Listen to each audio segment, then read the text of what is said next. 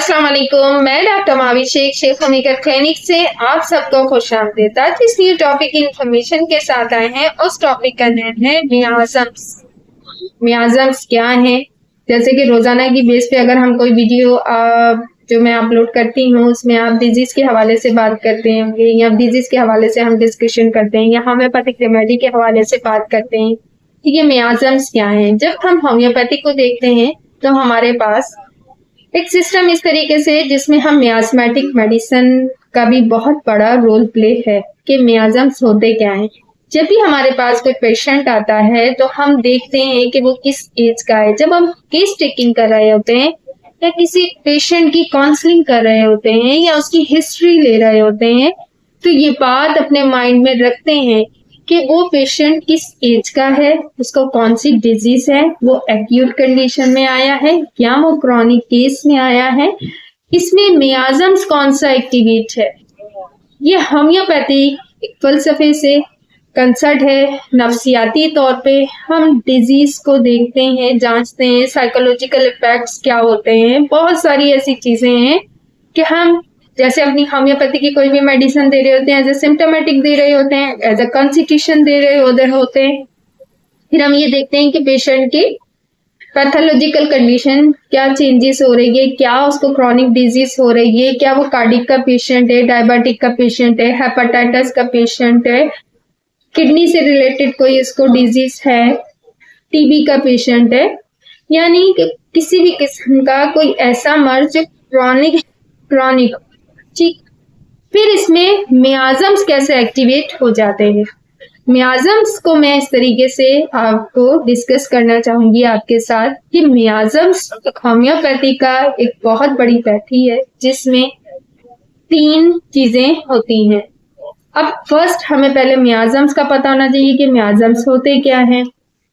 मियाज़म्स को जब हम किसी भी ओवरऑल बॉडी में देखते हैं तो हम ये देखते हैं कि ये एक्यूट कंडीशन में आया पेशेंट हमारे पास या क्रॉनिक केस का आया।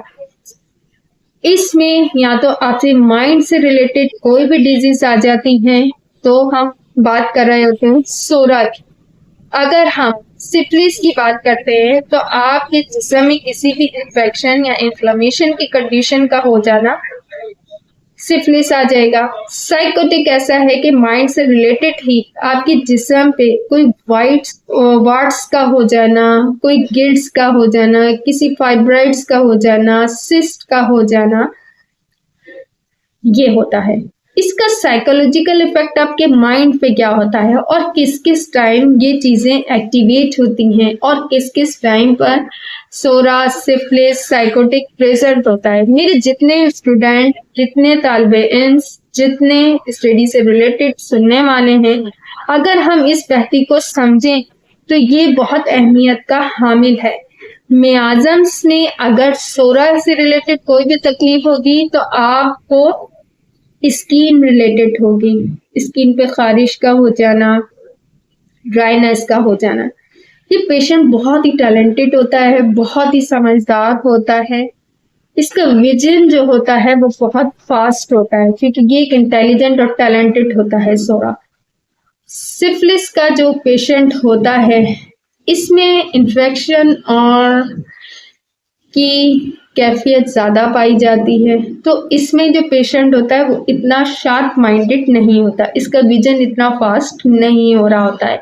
बहुत सारे लोगों का आपने देखा होगा कि मुस्तकिल उनको एक्सेस वगैरह होते रहते हैं, सिक्रेशंस वगैरह निकलती रहती है, दाने वगैरह होते रहते हैं। साइकोटिक का जो पेशेंट होता है उस पर मेंटली इफेक्ट बहुत ज़्यादा हो रहा होता है। जैसे सपोज हमने मेडिसिन खा ली, हाँ जी खा ली, अब ये हमें नुकसान ना दे दे, वहम का शिकार हो जाना, एक ही बात को बार बार रिपीट करना, ये इसका मेंटली स्टेट होता है। किसी क्रॉनिक डिजीज में हो जाते हैं, अनकॉन्फिडेंट हो जाना भी इसमें ये कैफियत पाई जाती है। अच्छा, ये मियाज़म्स एक्टिवेट कब होता है? बहुत सारी दफा ऐसा होता है कि ये हेरिडिटी में पेरेंट्स से ट्रांसमिटेड होते हैं। जैसे कि हम अपनी बात करते हैं बच्चों की, बच्चों में भी अगर हम कहें कि एक्टिवेट है तो हम कैसे उसे समझेंगे? जैसे ही उसको एनवायरनमेंट मिलेगा वैसे ही वो मियाज़म्स उसमें एक्टिवेट हो जाएगा। हमारे पास हर नौइयत का पेशेंट आता है। अब कोई पेशेंट हमारे पास ऐसा आ गया है कि हमारे पास पेशेंट आ रहा है कॉन्स्टिपेशन का। अब उसकी एज कितनी है, क्रॉनिक डिजीज में तो नहीं है, एक्यूट कंडीशन में, इन बातों को अपने माइंड में आपने रखनी है। इंशाल्लाह ताला आज तो हमने मियाजम्स को जस्ट डिस्कस करा है।